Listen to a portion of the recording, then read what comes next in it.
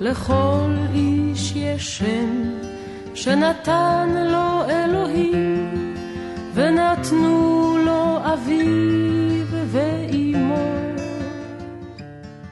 Hola oyentes de Radio Sefarad y bienvenidos a esta sección, El Buen Nombre, siempre de la mano de Alejandro Rubinstein. ¿Qué tal, Alejandro? ¿Qué tal, Jorge? Muy bien, y hoy vamos a abordar el nombre de dos mujeres que están relacionadas por su profesión, ¿no es cierto? Es cierto.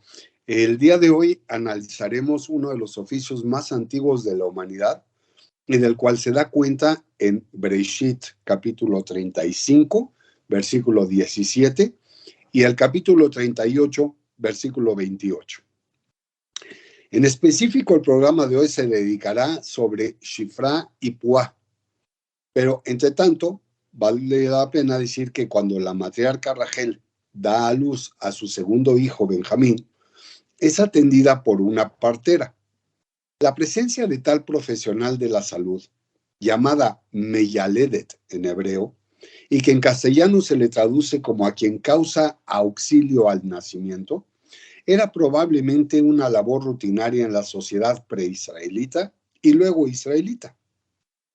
Por lo que la referencia explícita a tal persona no es necesariamente relacionada en este caso como asociada a la dificultad de Rachel para parir. Similarmente, la presencia de una partera en el nacimiento de los gemelos de Tamar parece ser también común, pero el rol de una partera en esta narrativa es difícilmente rutinaria. En este caso, ella testifica y verifica la extraña reversión en la secuencia de nacimiento de Pérez, quien antecede a Zerach, aunque la mano de este había aparecido primero, por lo que se le identificó con un hilo carmesí en su muñeca. Más aún, la partera aparentemente sugiere los nombres apropiados para los recién nacidos, usurpando el rol generalmente ocupado por alguno de los padres y con mayor exactitud de la madre. Esta reversión es muy relevante ya que le otorga prioridad y reconocimiento a Pérez, cuyo significado es irrupción, y quien resulta en un ancestro del rey David.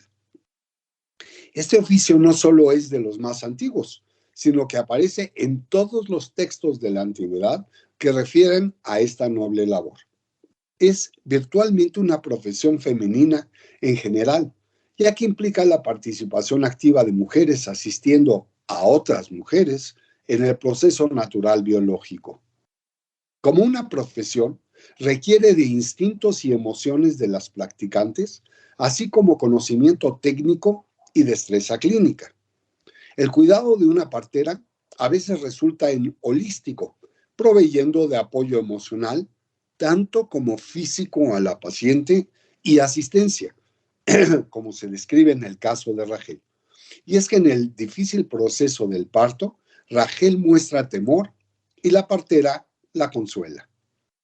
La existencia de textos con reglas y procedimientos obstétricos en el segundo milenio antes de la era común en Egipto, donde las parteras y las deidades de la natalidad eran mujeres, indica que grandes volúmenes de conocimiento sobre la práctica obstetra fueron colectadas y transmitidas de una mujer a la otra, ya fuese esta de manera oral o bien escrita.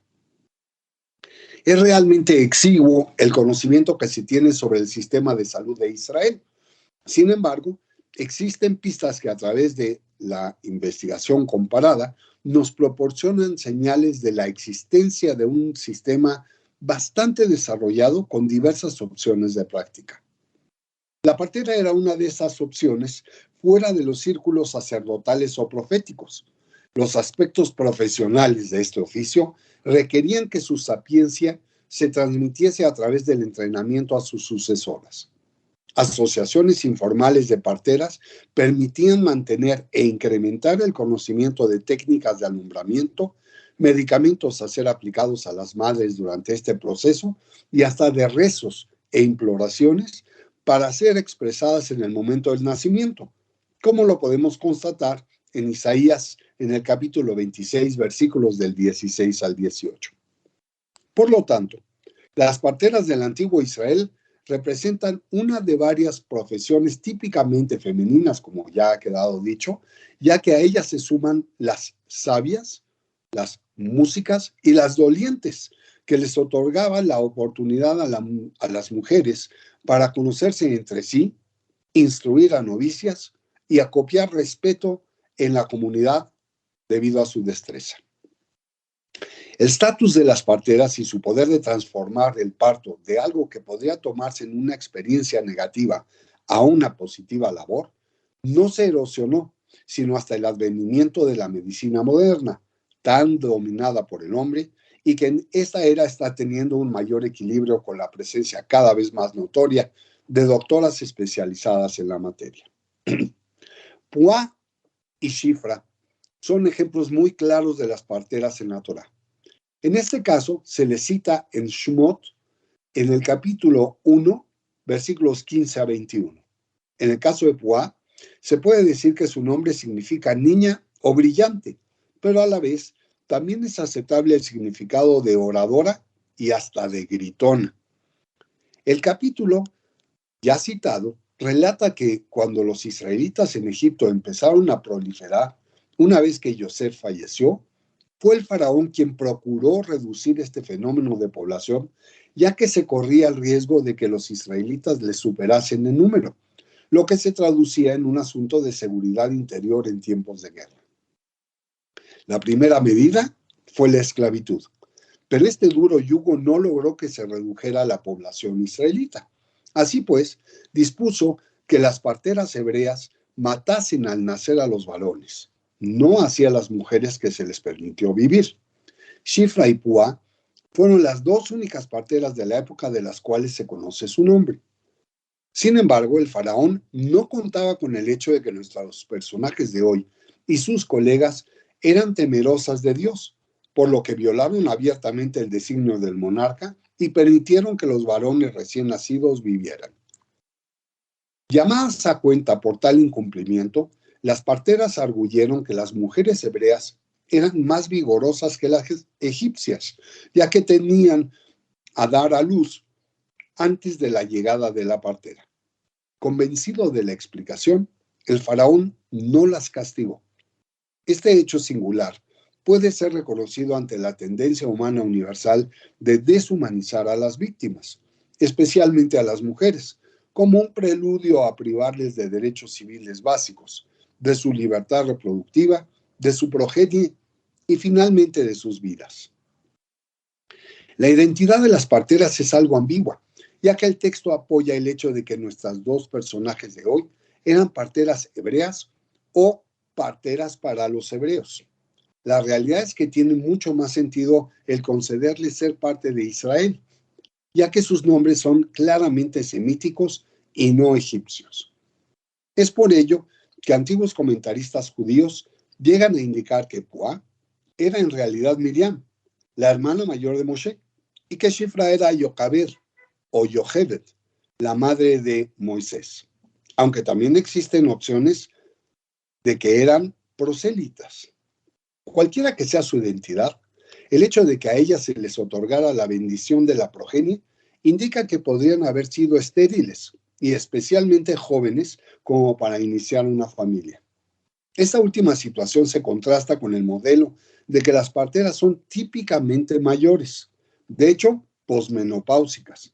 Sin embargo, en la Grecia antigua, la ley ateniense especificaba que una partera tenía que haber sido a su vez madre y sobrepasar la edad de procrear, aunque si bien esta figura no aparece en todas las culturas de la época.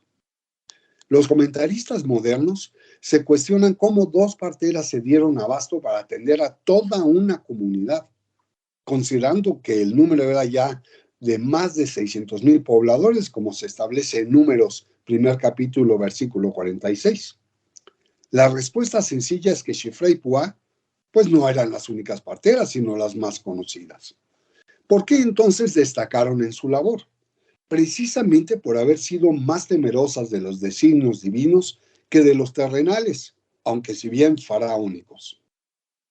Por otro lado, es de darse a notar que en el listado esquemático de descendencia de Jacob a Egipto, se presenta en Éxodo 1, en los versículos 1 y 2, ahí se menciona a Shifra y a Puah. El Talmud recoge a las parteras y les asigna un rol de alta importancia al haber contribuido a la redención del pueblo israelita de Egipto, convirtiéndolas en mujeres virtuosas de dicha generación. No es claro si Shifra y Puah actuaban en conjunto o separadamente. Pictogramas artísticos del antiguo Egipto reflejan a las parteras trabajando en equipo. Sin embargo, otras referencias bíblicas explícitas, como las ya comentadas de Rachel y de Tamar, indican que trabajaban de manera individual. El término hebreo de silla de parto en Shmot, en el primer capítulo, versículo 16, o en su caso el vocablo obnain en hebreo, significa literalmente 2 piedras. Esto nos permite entender que se trata de la forma primitiva de dar a luz al colocar bajo el trasero de la mujer parturienta a 2 piedras o ladrillos. Esta práctica permitió que se acuñara un dicho egipcio que indicaba: me dejó como a una mujer sobre ladrillos, en clara referencia a una posición difícil y vulnerable.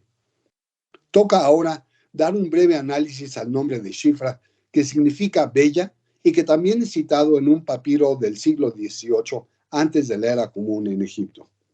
Si bien el nombre de Puah no prevaleció en el gusto de los judíos, es en Israel en donde encontramos al Instituto Puah, que dedica sus esfuerzos a temas de infertilidad desde 1990. Concluyo esta participación con los nombres de la actriz Shifra Zuckerman, la historiadora de arte Shifra Goldman y la folclorista, la doctora Shifra Epstein, quienes representan uno de los 2 nombres que hemos estudiado y que, por supuesto, alumbran a nuestro saber. ¿Qué te parece, Jorge? Como siempre, Alejandro Rubinstein, nos ha encantado esta explicación y esperamos seguir disfrutando de este tipo de programas dentro de 2 semanas nuevamente. Muchas gracias y hasta entonces.